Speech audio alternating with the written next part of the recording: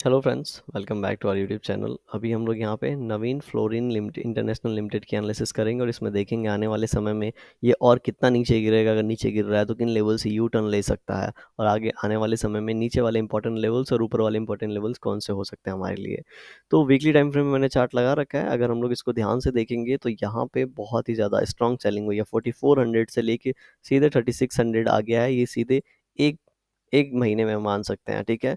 और यहाँ पे काफ़ी स्ट्रॉन्ग सेलिंग हुई है। एक बार मंथली टाइम फ्रेम का कैंडल देख लेते हैं तो हम लोग को ये थोड़ा सा आइडिया हो जाएगा कैंडल पैटर्न से कि क्या चल रहा है।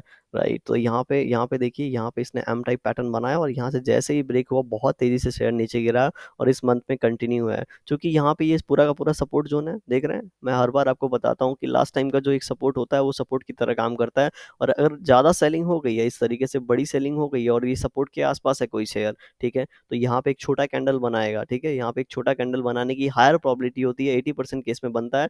हो सकता है कभी बहुत ज़्यादा पैनिक सेलिंग हो या मार्केट में बहुत ज़्यादा सेलिंग चल रही हो तो ये ब्रेक करके नीचे की क्लोजिंग दे देता है। अदरवाइज इस तरीके का यहाँ पे कैंडल बनता है। इस पॉइंट को नोट करके आप रख सकते हैं, ठीक है।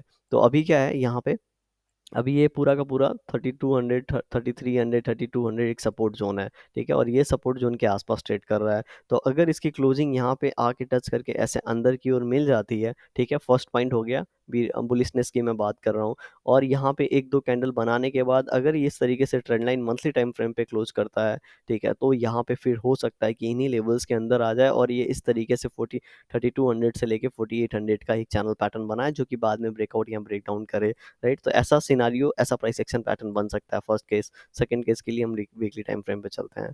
वीकली टाइम फ्रेम पे हम लोग जाएंगे तो यहाँ पे 3200 का लेवल जैसा हमने डिस्कस किया, ठीक है। और हमारे पास क्या है, तो और हमारे पास ये चैनल पैटर्न में था, ठीक है। किस तरीके के चैनल पैटर्न में था, तो इस तरीके के चैनल पैटर्न में था। और इस चैनल पैटर्न के क्या हुआ है, ट्रेंड लाइन का ब्रेक हुआ है। बहुत बार क्या होता है, ट्रेंड लाइन जैसे ब्रेक होता है नीचे सपोर्ट हिट करता है, सपोर्ट हिट करके इसको रीटेस्ट करने जाता है, लेकिन ऐसा इस सिनारियो में नहीं हुआ है, इस केस में नहीं हुआ है। मतलब अब ये जब नीचे जाएगा तो यहाँ पे क्या दूसरा सिनारियो बनता है, जैसे ये इन लेवल्स को 3600 है तो 3600 से थोड़ा सा नीचे जैसे इन लेवल्स को ये ब्रेक करेगा, ठीक है। ब्रेक करने के बाद क्या होगा, 3300 के आसपास ये यहाँ से बाउंस बैक लेके इस ये जो यहाँ पे लास्ट टाइम का सपोर्ट था 3600, इसको रिटेस्ट करने जाएगा।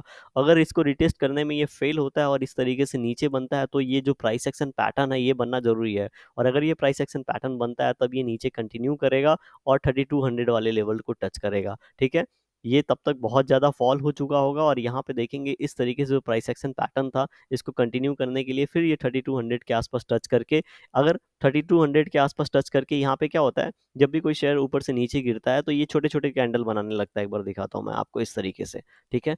अगर इस तरीके से जब छोटे छोटे कैंडल बना रहा है, इनका फिर ब्रेकडाउन होता है तो शेयर और ज़्यादा नीचे गिर सकता है और नीचे वाले सपोर्ट के आसपास जा सकता है। तो अगर यहाँ जैसे अभी छोटे छोटे कैंडल बना रहा है, ठीक है, अगर फिर से थोड़ा सा ब्रेकडाउन होता है ऊपर जाएगा और यहाँ पे अगर इस तरीके से थोड़ा दिन रुकने के बाद अगर ब्रेक करता है तो सीधे ये 2800 के आसपास जाएगा। और फिर यहाँ से ज़्यादा प्रॉबिलिटी होगी इसके ऊपर जाने की, क्यों, क्योंकि ये इसने इस तरीके से रैली किया, रैली करने के बाद क्या हुआ, पूरा का पूरा रेंज बना लिया। अगर ब्रेक डाउन हो रहा है तो इसका 50% 60% के आसपास आएगा।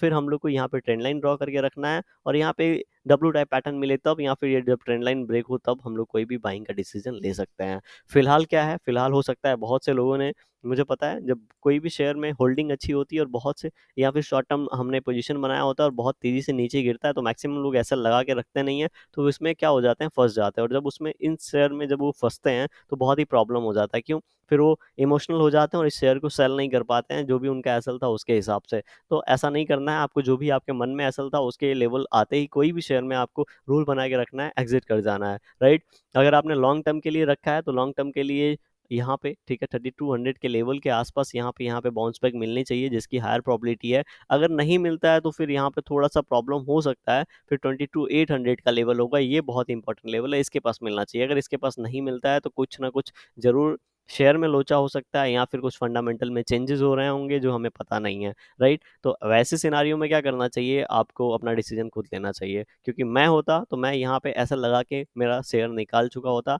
अगर इन्वेस्टमेंट होता तो मेरा यहाँ पे 2800 के पास एसएल होता। अगर नहीं है, ठीक है, तो भी मेरा इसके आसपास ही कहीं पे 3600 के आसपास कहीं पे मेरा एसएल होता।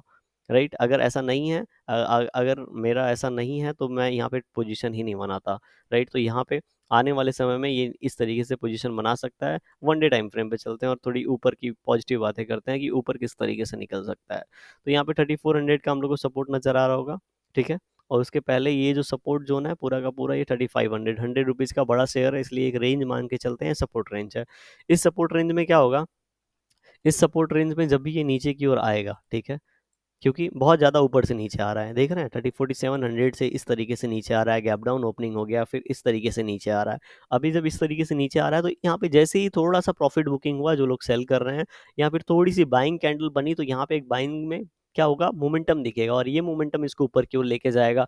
मैंने हमेशा आपको बताया फर्स्ट मोमेंटम में बाई नहीं करेंगे, एक बार यहाँ पे छोटा सा ही यहाँ पे पैटर्न बन जाने देंगे, तभी बाई करके लेके जाएंगे किसी भी शेयर को, ठीक है। तो यहाँ पे क्या करते हैं, जैसे यहाँ पे एक ग्रीन कैंडल बना, ठीक है, हम लोग क्या कर सकते हैं, छोटे से पोजीशन में यहाँ पे एंट्री ले सकते हैं, एसएल यहाँ पे स्ट्रिक्टली एसएल लगा के रखेंगे, और 1:2 1:3 मिलते ही हम लोग क्या कर जाएंगे, एग्जिट कर जाएंगे, क्योंकि यहाँ पे ये फिर छोटे छोटे कैंडल बनाएगा, हमें उसमें फंसना नहीं है। 1:2 3 मिल गया तो या आप 1:2 के नीचे अपना एसएल ट्रेल कर लीजिए या फिर एग्जिट करके चले जाइए, राइट। तो इस तरीके से मैं प्लानिंग करता हूँ। अपनी प्लानिंग आप कैसे करते हैं वो अपनी एनालिसिस के बाद ही आपको डिसाइड करना है कितना पैसा लगाना है और क्या करना है। तो यहाँ से जो बाउंस बैक मिलने की जो प्रॉबिलिटी है वो 3500 के आसपास है, वो देखते हैं 3500 के आसपास ये किस तरीके से बिहेव करता है।